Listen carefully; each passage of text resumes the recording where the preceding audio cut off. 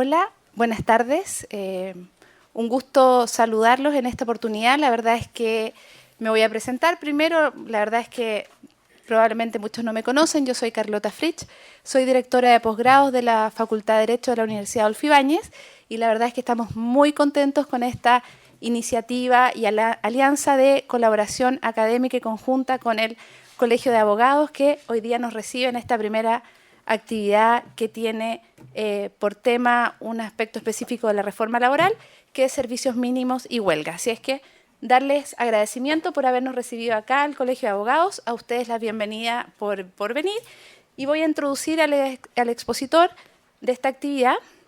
Él es Jorge Arredondo, es abogado de la Universidad Diego Portales, es el abogado socio líder del estudio Al-Bagli y Zaliasnik en temas laborales y además es también profesor nuestro del Magíster en Derecho Laboral y Seguridad Social y también ahora del curso de Reforma Laboral que comenzamos en unos días más y que están todos cordialmente invitados a participar también en caso que así lo deseen. Así es que, sin más, bienvenidos y dejo con ustedes al expositor, el señor Jorge Arredondo.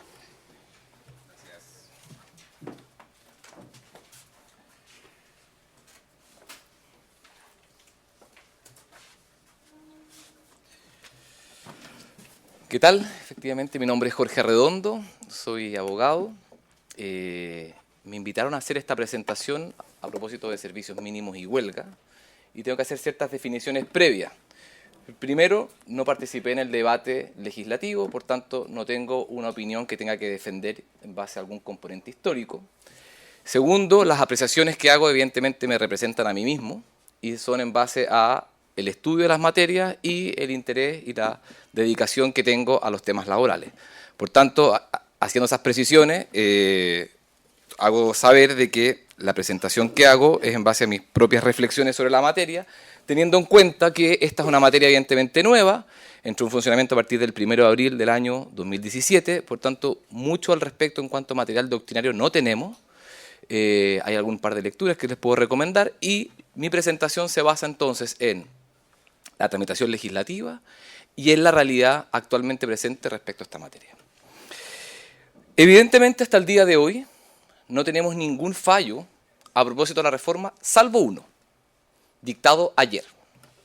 Entonces, quizás para los que están sedientos de conocer información, ayer, hoy día es 14 o 15, antes de ayer, el 13 de junio se dictó el que yo creo es el primer fallo de la reforma laboral, en la causa O2420 del 2017, interpuesta por Copesa. Es una demanda de mera certeza a propósito de la facultad que tendría el empleador de extender los beneficios de instrumentos colectivos celebrados antes del 1 de abril del año 2017, ello en virtud del criterio que mantiene la Dirección del Trabajo que a partir de abril del año 2017, aun cuando el instrumento colectivo fue celebrado antes de esa fecha, el empleador ya no tendría, si no lo ha hecho, no tendría la facultad de extender los beneficios. Entonces Copesa, en una demanda de mera certeza, en el cual no se recibió la causa prueba, por eso tan rápido entonces la tramitación del juicio, se fijaron solamente los hechos controvertidos en la audiencia preparatoria y dictó este fallo que es del primer juzgado de letras del trabajo, el que yo creo que es el primer fallo, o por lo menos del que yo conozco,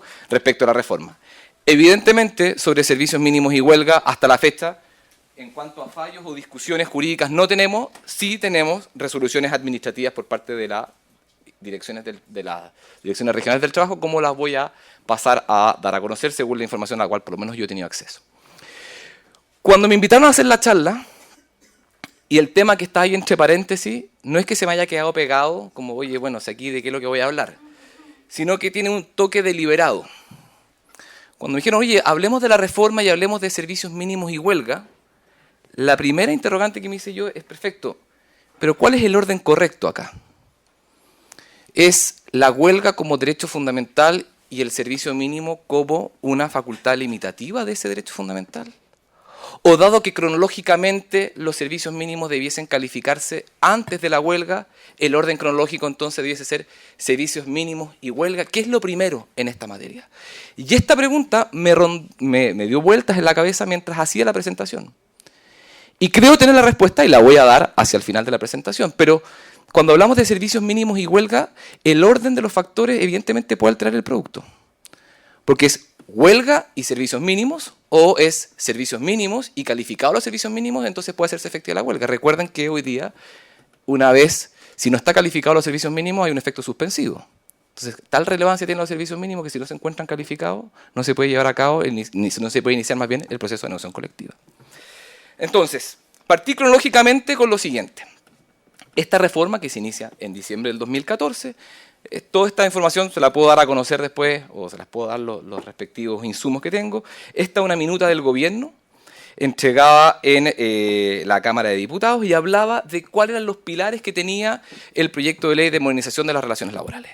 Y el primer pilar del proyecto es que lo que se intenta hacer es dejar las formas procedimentales y aumentar la autonomía colectiva de los actores sociales para que ellos puedan de mejor manera resolver sus controversias. Y si me lo permiten, en su primer párrafo de esta minuta, a propósito de la simplificación del procedimiento, señalaba: el actual procedimiento de negociación colectiva limita las opciones de diálogo directo entre las partes, haciendo prevalecer las formas procedimentales por sobre los actos sustantivos.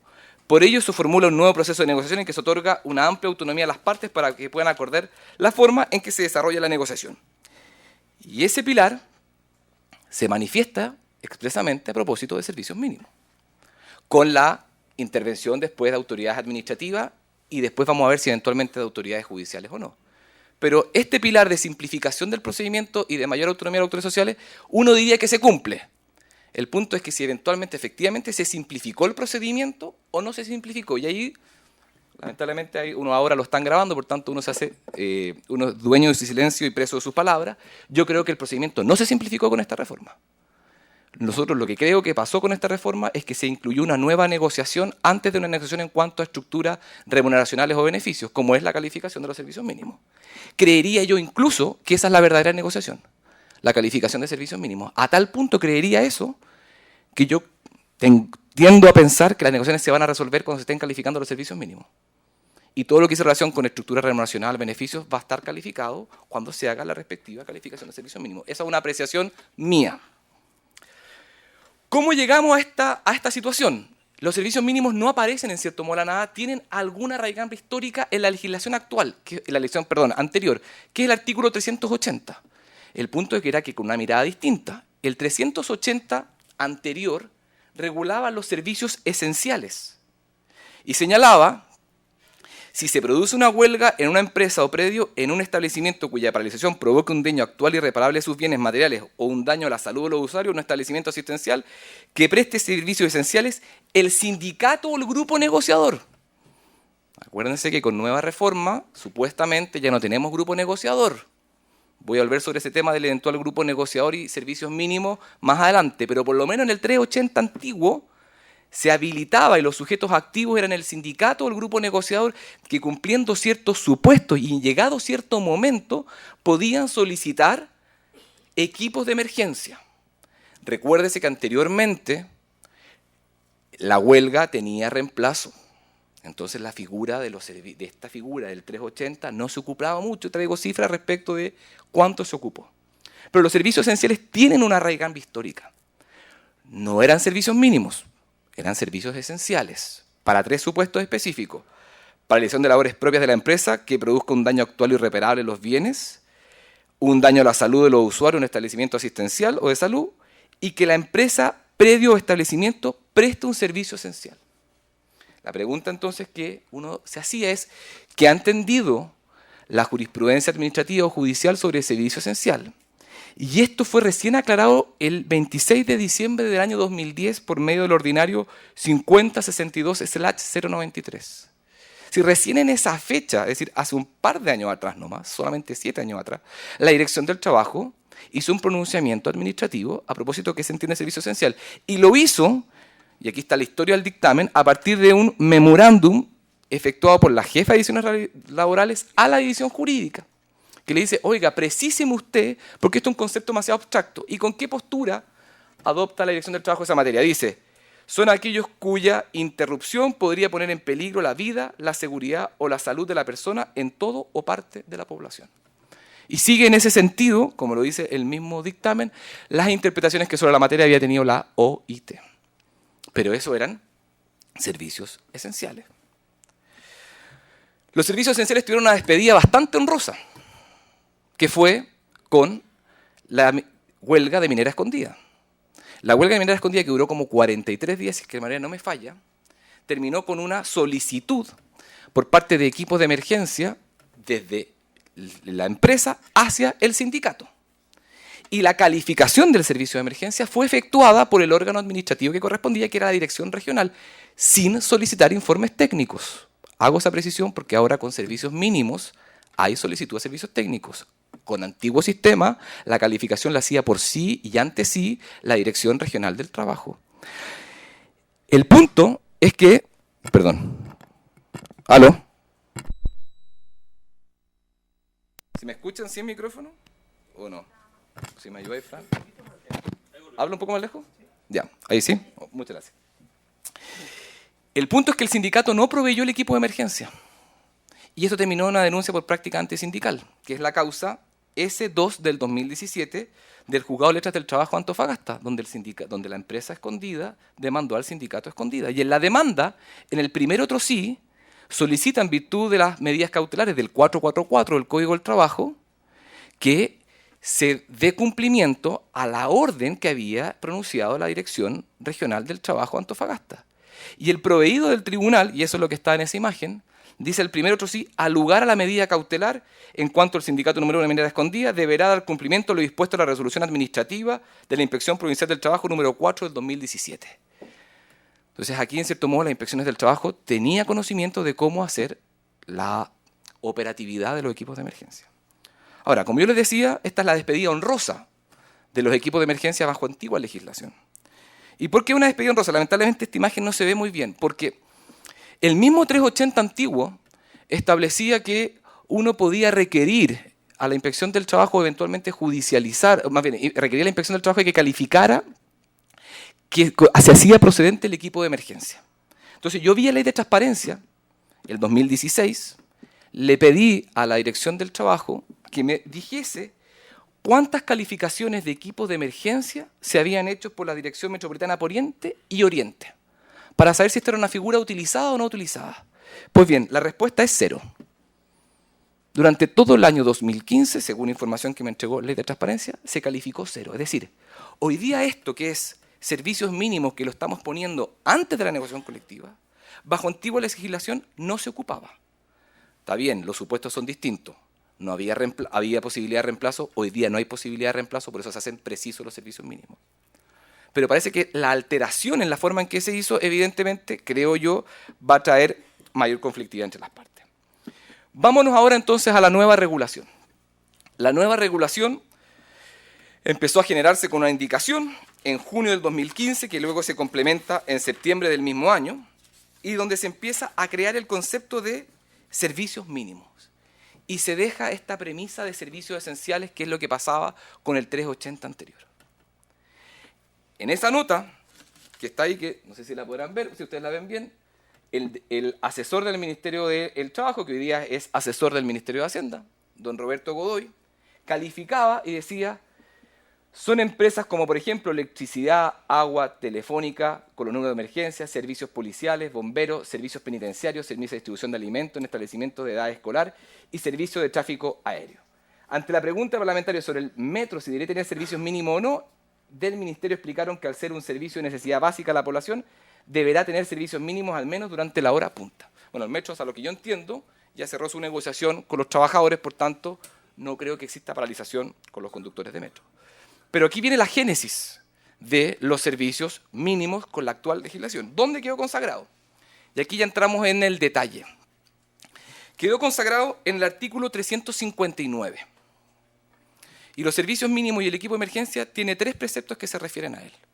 359, 360, 365, 361. En mi concepto, con una mala forma de redacción, porque en algunas partes habla de servicios mínimos y equipos de emergencia en el 359, cuando cronológicamente son momentos distintos. ¿Qué nos dice el 359? Parte con una premisa elemental y dice: título cuarto, capítulo séptimo, limitaciones al ejercicio del derecho de huelga. Y luego ese título tiene una bajada y una declaración inicial en el 359 que señala: sin afectar el derecho a huelga en su esencia, y establece una serie de supuestos en los cuales la autonomía colectiva puede pactar servicios mínimos, y que son 5, que son proteger los bienes corporales e instalaciones de la empresa, prevenir accidentes, garantizar la prestación de servicios de utilidad pública, la atención de necesidades básicas de la población y garantizar la prevención de daños ambientales o sanitarios. La ley no definió qué se entiende por cada uno de estos supuestos. Lo único que dijo es que existe un momento cronológico en el cual hacer la presentación, 180 días antes del instrumento colectivo más próximo a vencer. Estableció la posibilidad de que las partes acuerden, y a falta de acuerdo, requerimientos, voy a entrar sobre esa materia después, pero dijo, son solamente para esos 5 supuestos en los cuales se pueden las partes pactar servicios mínimos. A partir de ello, y lo que tenemos hasta hoy día, son estos pronunciamientos de la Dirección del Trabajo que califican los servicios mínimos. El primero es el inicial, el 5346, que es de octubre, que parte dentro de los primeros dictámenes que pronuncia la Dirección del Trabajo. Luego hay unos para casos más concretos y, en cuanto a forma de procedencia, la Dirección del Trabajo lo ha regulado en 3. En la circular 110, que es del 29 de noviembre del 2016, en la orden de servicio 0021, que es del 26 de enero del 2017, y en la circular número 013 del 6 de febrero del 2017. Esto hasta la información, por lo menos que yo manejo, y que también es pública. Si uno se mete, paso el dato, a la página de la Dirección del Trabajo, hay un banner que se llama, creo que, o Relaciones Laborales, o Monitorización de Relaciones Laborales, que es de color celeste, y si uno pincha ahí, sale toda la normativa que se ha dictado a propósito de la reforma laboral con aquella regulación respecto de los servicios mínimos. Y aquí entonces, creo yo, empezamos a entrar en problemas. Porque la Dirección del Trabajo hace en el primer pronunciamiento, en el de octubre, una definición de qué entiende por servicios mínimos.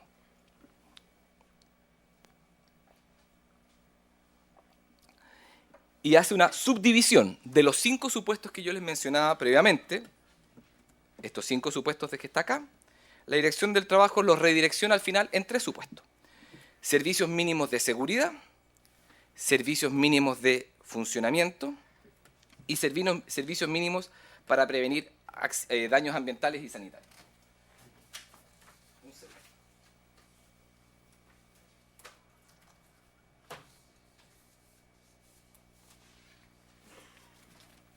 Me voy para acá porque voy a empezar a apoyarme en algunos materiales que tengo. Entonces, hace una definición y toma posición la Dirección del Trabajo respecto de qué se entiende por servicios mínimos.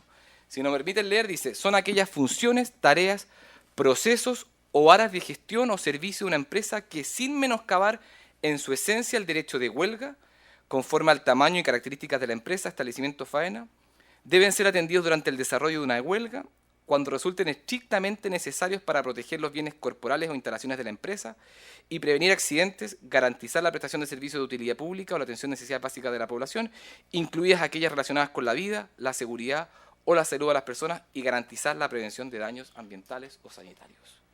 Y ese es el servicio mínimo que se pacta en un plazo previo al inicio de la negociación colectiva. Y otra cosa son los que se llaman los equipos de emergencia, en el cual nominativamente el empleador propone personas que van a cumplir las funciones que fueron calificadas como esenciales o como mínimas previo al inicio de la negociación colectiva. Entremos entonces en tierra derecha respecto de esta propuesta que tiene que hacer el empleador y que lo regula en el 359. Primero, ¿la propuesta del empleador tiene que ser fundada? ¿Existe una obligación legal del empleador de fundar la solicitud de servicio mínimo? Y la pregunta no es trivial, porque la única parte del 359 o 356, no me acuerdo, en que habla de la palabra fundada es a propósito de la calificación final que hace el Director Nacional del Trabajo. Pero cuando el empleador le hace la propuesta al sindicato, la palabra que ocupa la ley es propuesta. Si las partes después no llegan a acuerdo en este periodo de 30 días, la palabra que ocupa la ley para ir a la Dirección Regional del Trabajo habla de requerimiento. La propuesta es un acto formalizado, es decir, la propuesta que realiza el empleador al sindicato puede ser objeto de algún vicio de forma. En mi opinión, no. no requiere una justificación respecto de por qué estoy haciendo esa solicitud. Conviene hacerla así, porque esa es la génesis del eventual requerimiento ante la Dirección del Trabajo. Pero creería yo que no hay vicio de forma o una especie de objeción de legalidad en antiguo sistema o impugnación en nuevo sistema, porque la propuesta del empleador no es fundada.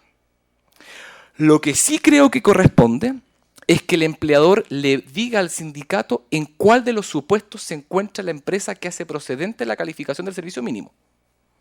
Como una especie como de derecho de defensa del sindicato, pueda responder a cuál de los 5 supuestos que señala la ley el sindicato considera que se subsumen alguno de esos supuestos.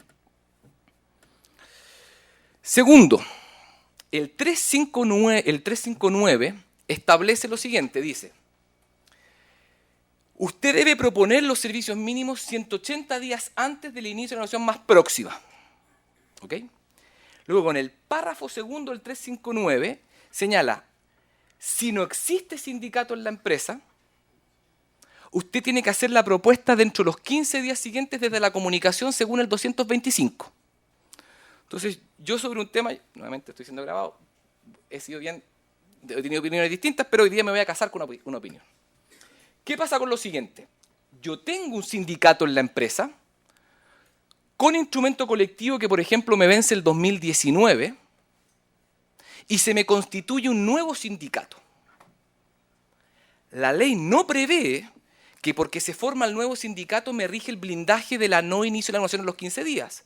Esa restricción rige para cuando no existe sindicato activo en la empresa y se me constituye uno, yo puedo blindar el inicio de la negociación en un plazo de 15 días. Cuando se constituye un nuevo sindicato existiendo ya un actor social, creería yo que no opera el blindaje de que no se puede iniciar la negociación colectiva. Es decir, ese sindicato que se constituye y notifica según el 225, creería yo que puede presentar su proyecto de negociación colectiva al día 2. Y el empleador no podría eximirse o decir que le es inoponible esa solicitud en base a la norma del 359 que suspende el inicio de la negociación durante 15 días. ¿Y por qué llegué a ese racionamiento? Yo creo que quizás hemos tenido algunas discusiones con algunos compañeros respecto a eso.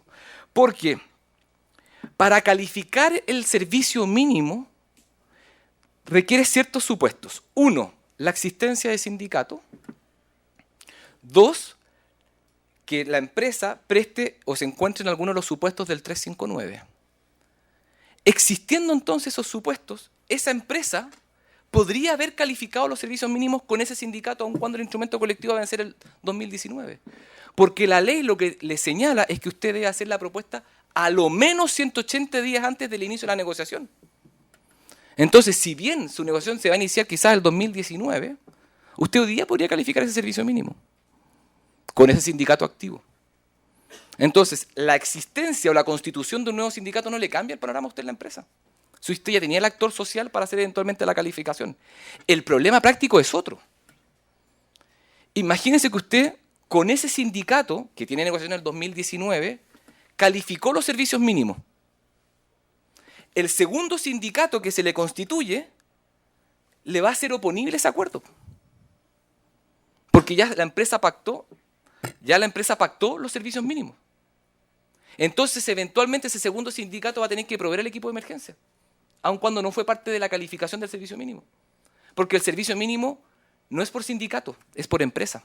A tal punto es que no es por sindicato que usted debe hacerle la propuesta a todos los sindicatos de la empresa.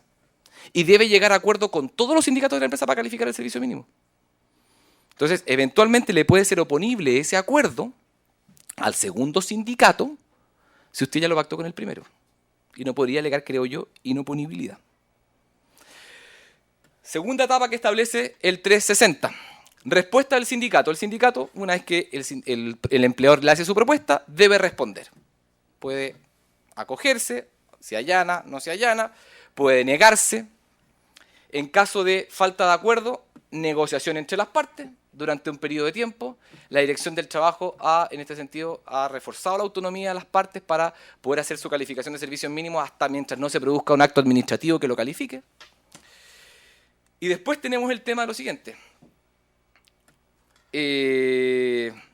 Negociación entre las partes, perdón, aquí me equivoqué. Perdón.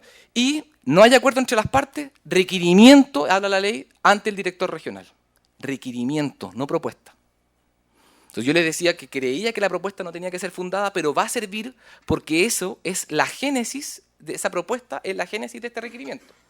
Usted al director regional del trabajo le va a decir, yo me encuentro en alguna de supuestos, le planteé esto al sindicato, no llegué a acuerdo, requiero de su intervención.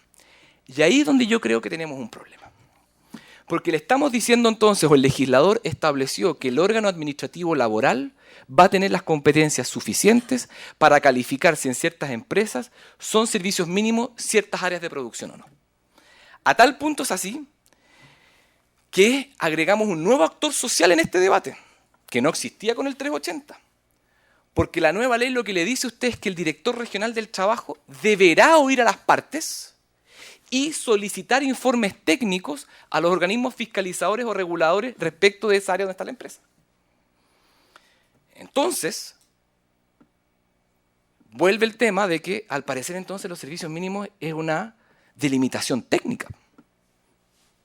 Es decir, cuando dejó de ser parte de la autonomía colectiva de las partes, ahora pasa a ser una decisión técnica del órgano administrativo laboral.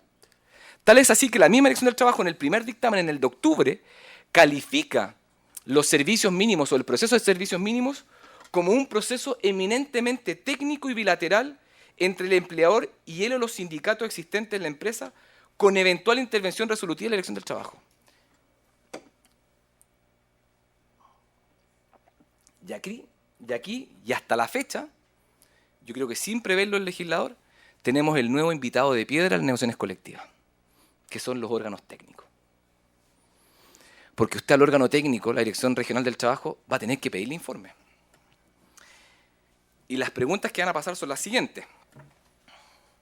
Yo le pido informe al órgano técnico, que es lo que está pasando con Banco Ripley y con Banco Estado a propósito de un pronunciamiento de las BIF y del Banco Central, que me voy a referir más adelante a ello. Yo, Dirección del Trabajo, que normalmente vigilo por la protección laboral, hoy día voy a tener que hacer una apreciación técnica respecto a un área productiva de la empresa. Y si me permiten el ejemplo, voy a tener que saber si dejar de ordeñar una vaca puede producir un riesgo sanitario o ambiental. Voy a tener que ser capaz de calificar si dejarle de dar comida a los salmones puede eventualmente producir un daño ambiental o sanitario. Tengo, y lo que está pasando hoy día con la calificación de Banco Ripley, si la cesación en la cadena de pago o el no otorgamiento de crédito eventualmente es un servicio mínimo que la empresa debe otorgar. Y quien hace esa valoración es un órgano técnico. Y el órgano técnico falla con sus criterios. Y si me lo permiten, y me imagino que los que estamos acá todos nos dedicamos a laboral, pero yo creería que como abogados como nosotros no van a estar en los órganos fiscalizadores y reguladores pensando en una normativa laboral.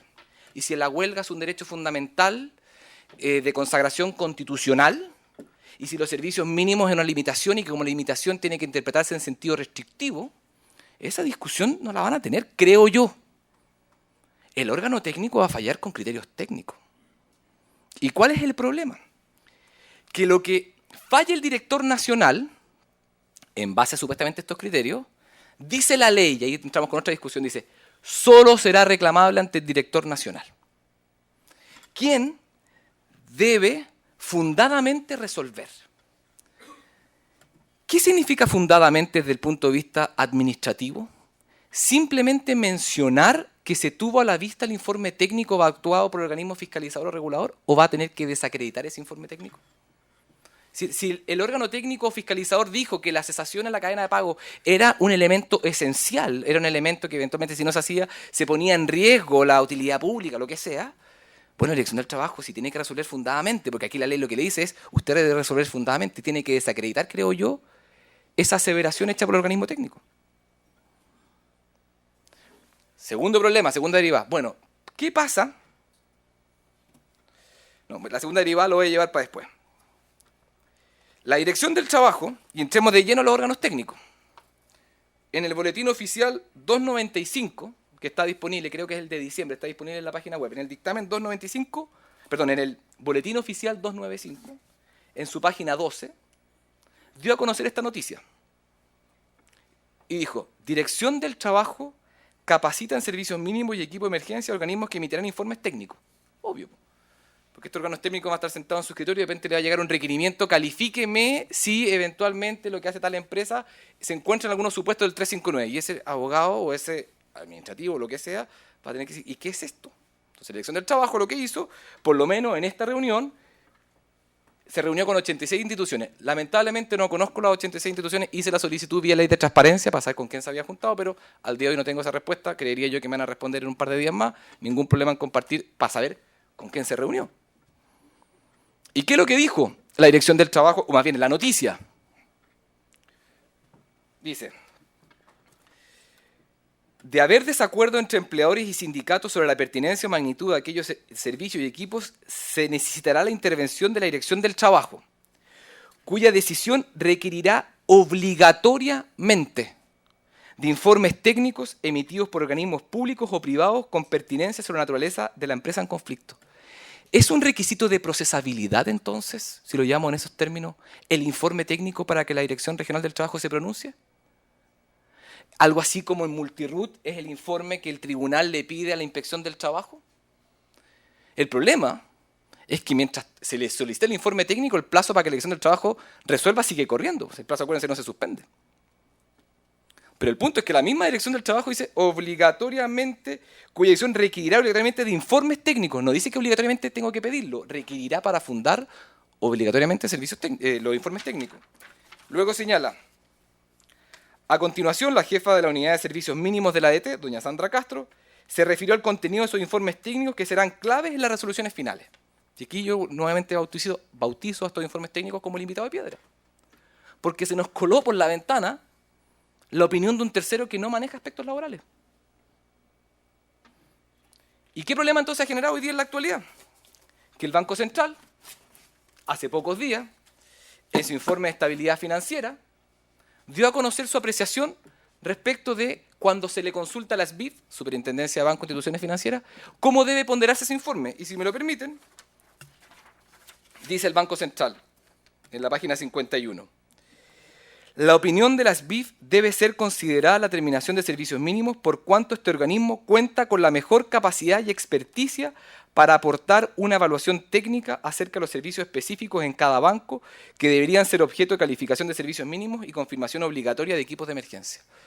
Si el organismo técnico, a quien le está consultando, está diciendo, oiga, lo que yo opine es vinculante. No lo dice la ley.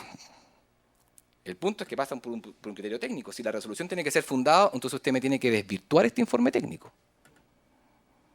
Distinto va a pasar, y voy a entrar después, bueno, ¿y qué pasa si no es fundada? ¿Cuáles son las acciones que tienen las partes? ¿Qué pasó con ello? Esta es una noticia, hace pocos días, donde la industria respaldó el rol del Banco Central.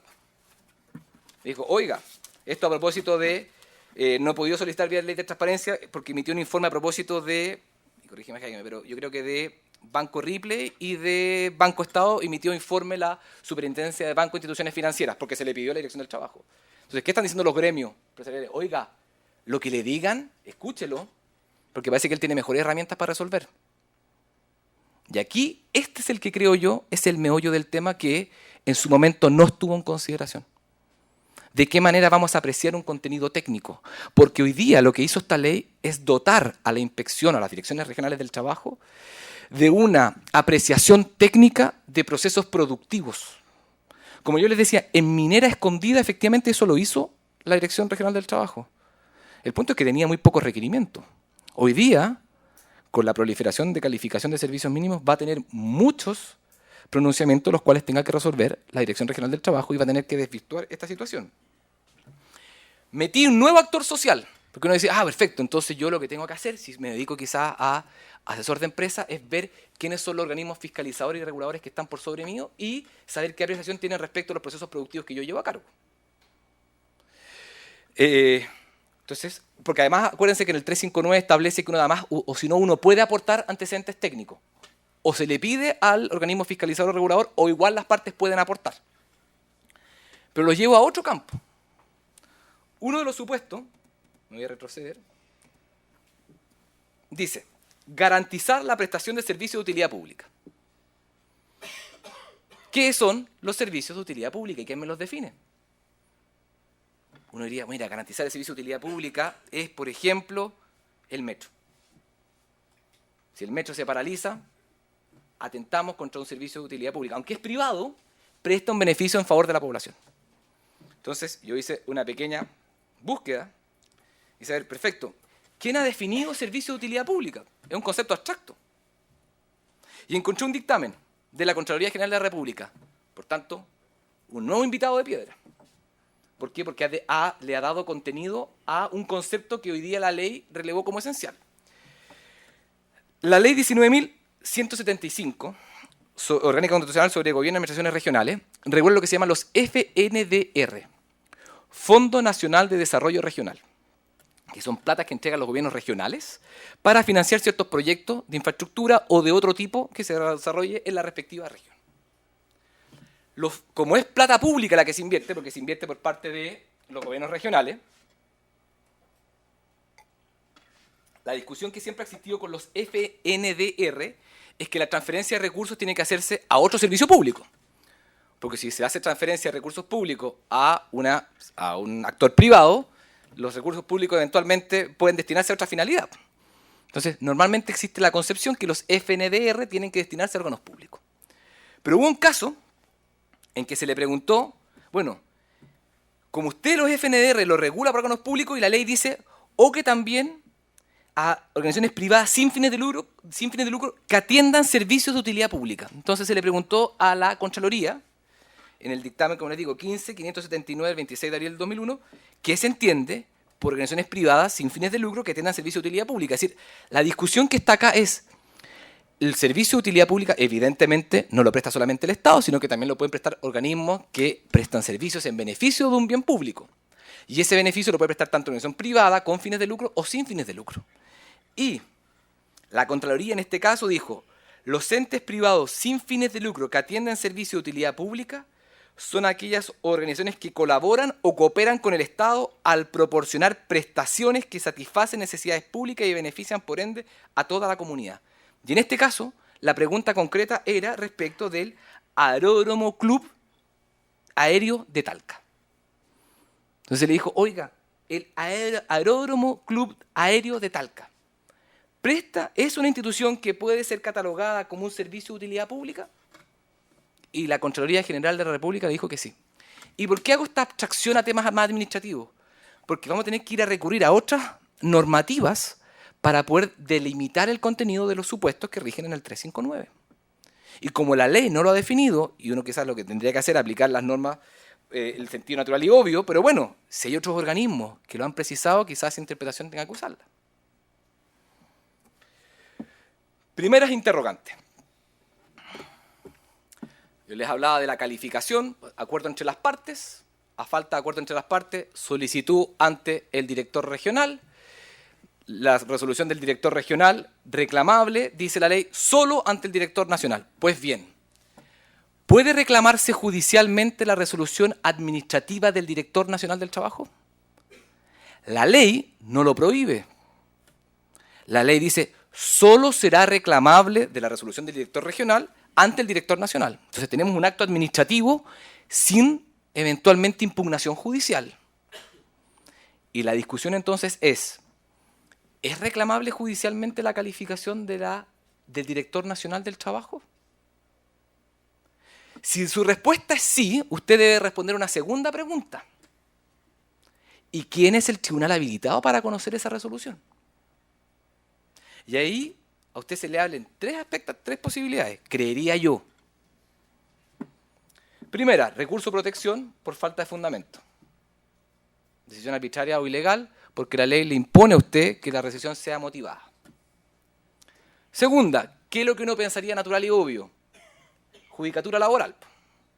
El punto es que usted va a tener que buscar alguno de las competencias del 420, de la del D o la del E o la del B, de por qué el tribunal laboral es competente.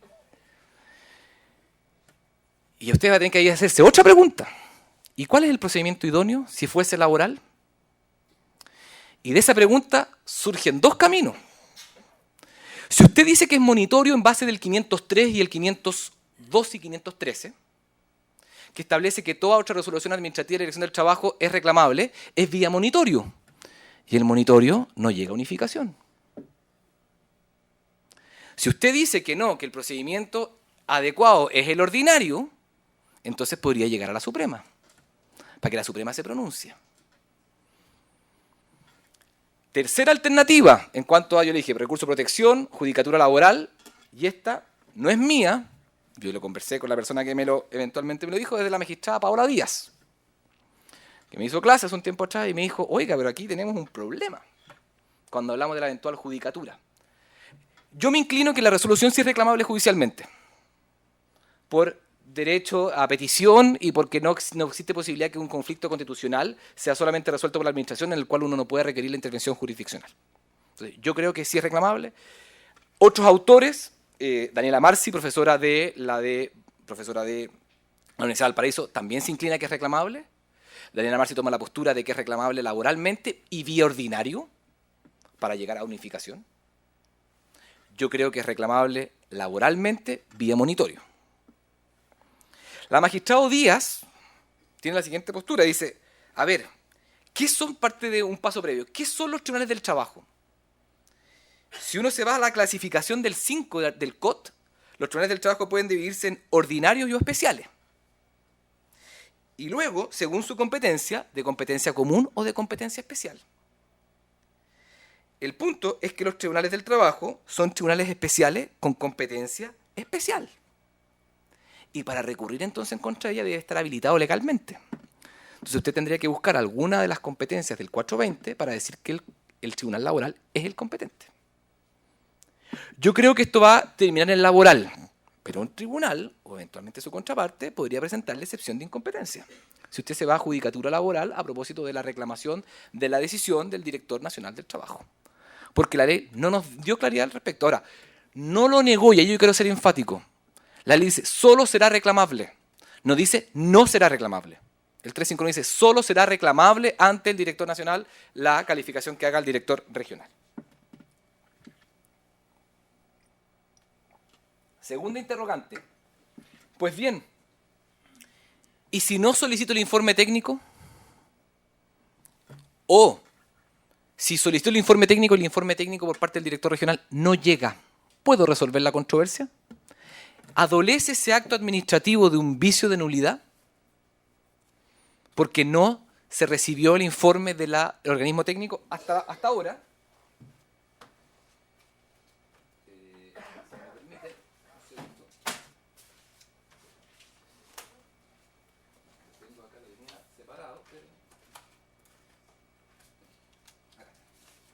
Por lo menos no son clientes míos, por tanto no estoy develando ninguna información de carácter privado.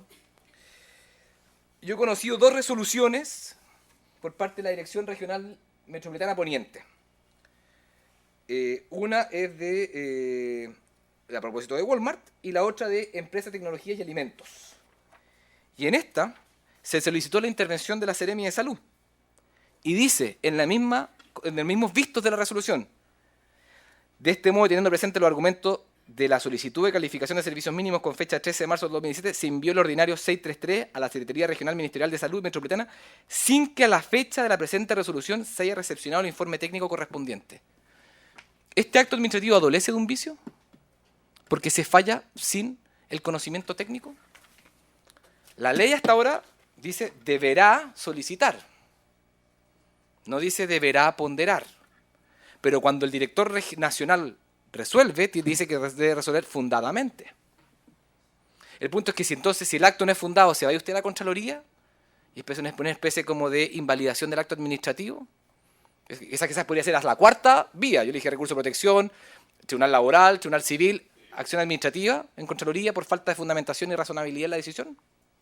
Yo creería que ese canal es poco probable. Lo que sí me llama la atención es que se estén calificando servicios mínimos sin el componente técnico.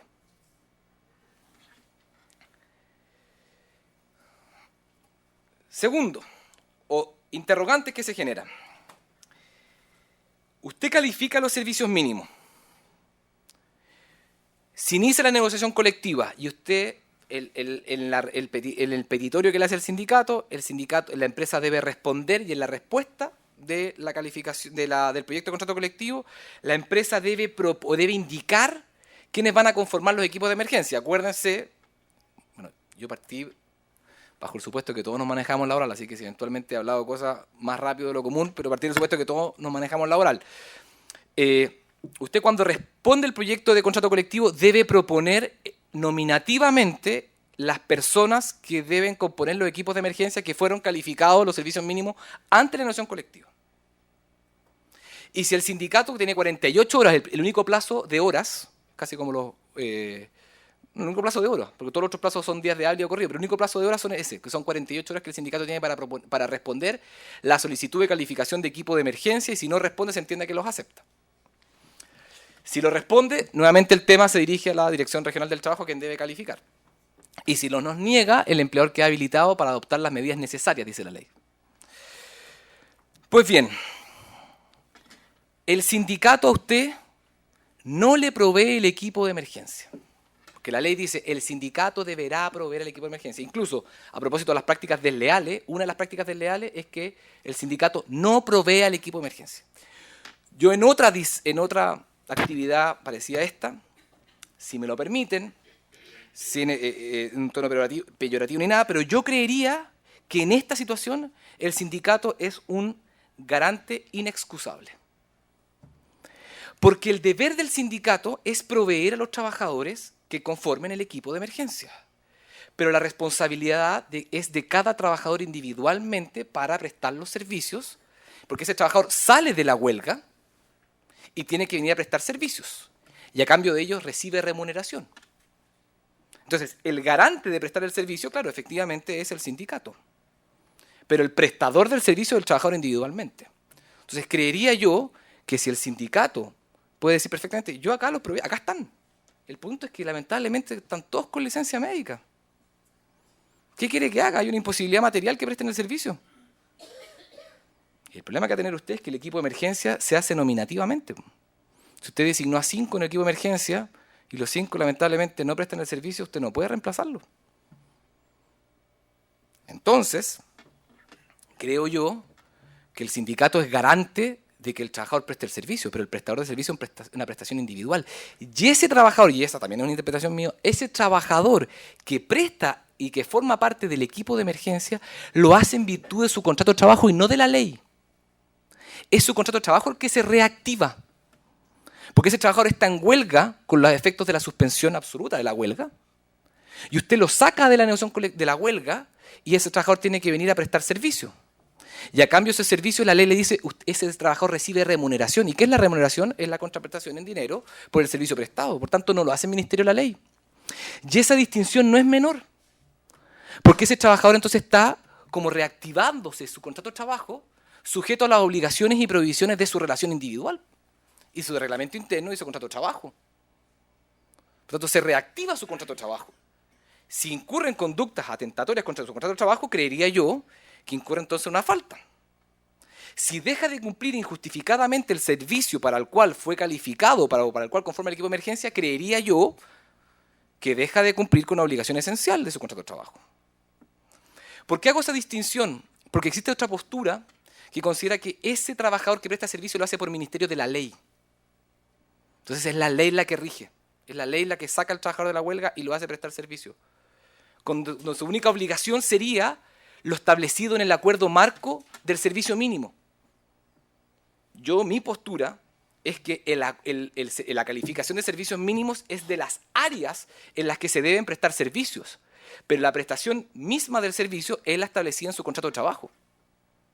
Efectivamente, lo que usted puede pactar en los servicios mínimos es a partir de qué momento ese trabajador empieza a prestar servicio, porque usted podría decir, a partir del 5.º día de huelga yo necesito a Jorge Arredondo. Usted podría decir en el pacto de servicios mínimos y que la jornada de Jorge Arredondo entonces va a ser de 3 horas, porque son las labores y finalidades precisas. Pero si en el pacto de servicios mínimos usted no limitó la prestación del servicio, mi tesis es que se reactiva el contrato de trabajo con las obligaciones, prohibiciones y responsabilidades que ello implica. Y el trabajador que no cumpliría con esas obligaciones, creería yo que comete una falta. Y creería yo que el sindicato solo cumple con su obligación con proveer a los trabajadores. ¿Puede usted pactar una remuneración adicional por la prestación de servicio de los equipos de emergencia?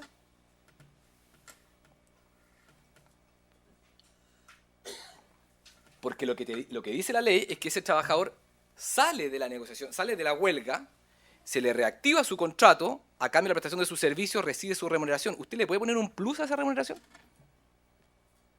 Individualmente, yo creo que no. Y si en la calificación de servicios mínimos usted dijo que el trabajador que va a prestar servicio tendrá un plus remuneratorio, ¿adolece de vicio de práctica antisindical ese acuerdo que pactó sindicato con empleador? Y ahí yo tomo postura. Yo creería que no tampoco. Porque hay acuerdo colectivo de los actores sociales. Porque el sindicato podría decir, ¿sabes qué? Me interesa el plus de remuneración. Porque el que está trabajando y que forma parte del equipo de emergencia, ese plus lo puede poner, permítanme el chilenismo, en la olla, porque los que están en huelga van a seguir afuera de la empresa, sin recibir remuneración. Entonces quizás pongo yo lo que recibo con remuneración, pongo este plus adicional en beneficio de los trabajadores que están en huelga. Segunda distinción. A propósito de esta tesis que yo le dije que eventualmente, ¿qué pasaría si usted nomina? Porque si usted va por el lado de la empresa, yo por favor no quiero tomar postura ni por uno ni otro lado, he tratado de dar opiniones más bien técnicas, Usted tiene una oportunidad única como empresa de designar al equipo de emergencia. Esa es la respuesta del proyecto de contrato colectivo. Su única posibilidad. La ley no le da otra alternativa. Dice proponer. Y el sindicato responderá y después tienen que llegar a acuerdo. Pero usted propone una sola vez. Entonces quizás usted diga, quizás usted va por asesor de empresa, dice proponer titulares y suplentes. Porque si algún trabajador se cae en huelga o lo que sea, usted puede sustituir. Segundo tema.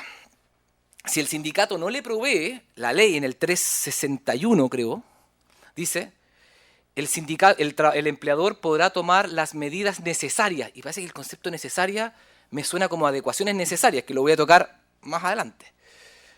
Podrá tomar las medidas necesarias informando de ello a la inspección del trabajo. Es decir, cronológicamente, ¿yo puedo como empleador adoptar las medidas y paralelamente informar? ¿O yo requiero la avisación de la Dirección del Trabajo para después actuar? Porque lo que nos dice el 361 es que usted no puede adoptar esas medidas necesarias que sobrepasen el servicio mínimo. Pero no dice que requiere coetáneamente o una autorización para adoptar esas medidas necesarias. Dice, deberá informar de ello a la Inspección del Trabajo. Y la Inspección del Trabajo lo que hace es que calificar si tú las medidas que tomaste eran sobreabundantes al servicio mínimo calificado. Entonces, si eventualmente el sindicato no provee el equipo de emergencias, creería yo que el empleador está habilitado para adoptar esas medidas necesarias. Y ahí entramos a donde los quiero llevar. Creo en tiempo, no sé cómo vamos. Ahí va hasta donde los quiero llevar. Estas medidas necesarias, les dije yo, me suenan mucho a adecuaciones necesarias. A propósito de prohibición de reemplazo interno y externo. Para ir cerrando el círculo, servicios mínimos se crea como figura porque desaparece el reemplazo interno y externo y se establece la posibilidad de empleador para garantizar la prestación de servicio de aquellos trabajadores que no están en huelga, de modificar los turnos de trabajo u horario, y después dice la conjunción y efectuar las adecuaciones necesarias, concepto innominado. ¿Qué son las adecuaciones necesarias? Y para eso tenemos que irnos a la historia de la ley, y ahí hago una nota al pie que quizás se me pasó en delante. El diputado Monkeberg y el senador Alamán, en un libro que se llama Nota a propósito de la reforma laboral, si es que más no me equivoco, consideran que desde el punto de vista teórico, el grupo negociador, porque ellos consideran que el grupo negociador todavía es titular de poder presentar un proyecto de negociación colectiva, podría entrar en la calificación de servicio mínimo. Desde el punto de vista técnico lo dicen a propósito del fallo del Tribunal Constitucional, donde no se establece la titularidad, el grupo negociador como tal podría participar en un proceso de calificación de servicio mínimo. Cuestión poco práctica y viable, porque el grupo negociador lo más probable es que se constituya para presentar una negociación colectiva y no se constituya 180 días antes. Yo no comparto esa tesis, porque la ley en ese sentido, el servicio mínimo creo que efectivamente es una limitación al derecho de huelga, y cuando la ley en el 359 habla, dice que la propuesta del sindicato la propuesta del empleador es a los sindicatos y no habla del grupo negociador ahí. El senador Alamán y el diputado Monkeberg lo consideran que eventualmente es viable, yo no lo considero viable. Retomo el texto principal. Dice el 361, el empleador podrá tomar las medidas necesarias. Y eso me suena a mí a adecuaciones necesarias. ¿Y por qué me suena eso? Porque en el proceso de discusión, cuando usted la Dirección Regional del Trabajo, porque las partes no pudieron ponerse de acuerdo, hace su proceso de fiscalización y pide sus informes técnicos, va a la empresa y dice, ok, tales servicios, ¿cuántos trabajadores necesita? Entonces empieza a tomar nota y dice, no, este servicio, usted requiere 2 personas nomás de equipo de emergencia. Y hace esa calificación. Por tanto, prescinde de trabajadores. Si eso es lo que hace va a tener que hacer la inspección de la Dirección Regional del Trabajo. Va a tener que decir cuántos trabajadores son los insustituibles para prestar el servicio. Entonces, eso nos lleva a si son sustituibles o si son automatizables esos procesos que antes eran realizados por trabajadores. Y eso lo meto con nuevas formas de organización empresarial y equipos de emergencia. ¿Por qué? Hace un tiempo atrás, pocos días, salió esta nota a propósito de un fallo del Tribunal Constitucional español que se refería a el derecho de huelga y equipos de emergencia. Era de un canal de televisión, la relación de hecho es la siguiente, era un canal de televisión española, si es que mal no me recuerdo, transmitían un partido de la Champions, y los trabajadores que no estaban en huelga, en virtud de procesos automatizados que tenía la empresa previo al inicio de la huelga, logró sacar la señal del partido de la Champions, en vivo. Entonces, antes un telón que salía nada, logró durante 1 hora 45 transmitir el partido de la Champions. Creo que jugaba el Atlético contra un equipo inglés. Les puedo compartir el fallo. Las organizaciones sindicales dijeron que eso era un esquirolaje tecnológico, como se conoce en España. Es decir, esto era un reemplazo tecnológico de los trabajadores en huelga. ¿Qué razonó el Constitucional? Acá está el fallo. 17/2017 del 2 de febrero del 2017. Dice, no hay duda de que la libertad del empresario, por lo que respecta a su facultad de organización y dirección de los trabajadores, queda restringida por el ejercicio del derecho de huelga, mas no hay precepto alguno que durante este ejercicio prohíba al empresario usar los medios técnicos de los que habitualmente dispone la empresa para mantener su actividad. De otra parte, exigir al empresario que no utilice medios técnicos con los que cuenta la empresa supone imponer al empresario una conducta de colaboración en la huelga no prevista legalmente. La utilización de medios ya existentes de la empresa es compatible con el derecho de huelga. Entonces, si la Dirección Regional del Trabajo dice, no, sabe que usted ya no necesita 5, necesita 2, ¿yo puedo dentro de la categoría de adecuaciones necesarias meter el concepto de la automatización de procesos? ¿Es eso, la automatización o tecnologización de procesos, una adecuación necesaria que efectúa el empleador de procesos técnicos existentes en la empresa antes del inicio de la negociación colectiva y ejecutado por trabajadores que no forman parte de la huelga? ¿Sería eso una especie de, como aquí el Constitucional español dice, exigir al empresario que no utilice medios técnicos los que cuenta la empresa supone exigir al empresario una conducta de colaboración, es decir, un rol promocional de la huelga? ¿Tiene el empleador un rol promocional de la huelga? El empleador lo que tiene es un rol de no afectación de la huelga en su esencia. Pero ¿pesa sobre el empresario o tiene el empresario una especie como de jus resistendi? ¿Una especie como de derecho de resistencia de los efectos nocivos de la huelga? Y me fui para atrás porque el concepto de jus resistendi o derecho de resistencia hoy día en nuestra legislación va a existir. No sin más, a partir de la ley 20.012 del 9 de junio de este año, que consagra el nuevo artículo 184 bis, a propósito de las medidas de precaución que debe adoptar el empresario, establece precisamente que el empresario, en caso dice, sin perjuicio de lo establecido en el artículo precedente, cuando en el lugar de trabajo sobrevenga un grave riesgo inminente para la vida o salud de los trabajadores, el empleador deberá, 1, informar inmediatamente a todos los trabajadores afectados sobre la existencia del mencionado riesgo. 2, adoptar las medidas de suspensión inmediata. Con todo, dice esta nueva ley, el trabajador tendrá derecho a interrumpir sus labores y, de ser necesario, abandonar el lugar de trabajo cuando considere por motivos razonables que continuar en ellas implica un riesgo grave e inminente para su vida o salud. Esta es una ley nueva. Y esto, en mi concepto, es un derecho de resistencia.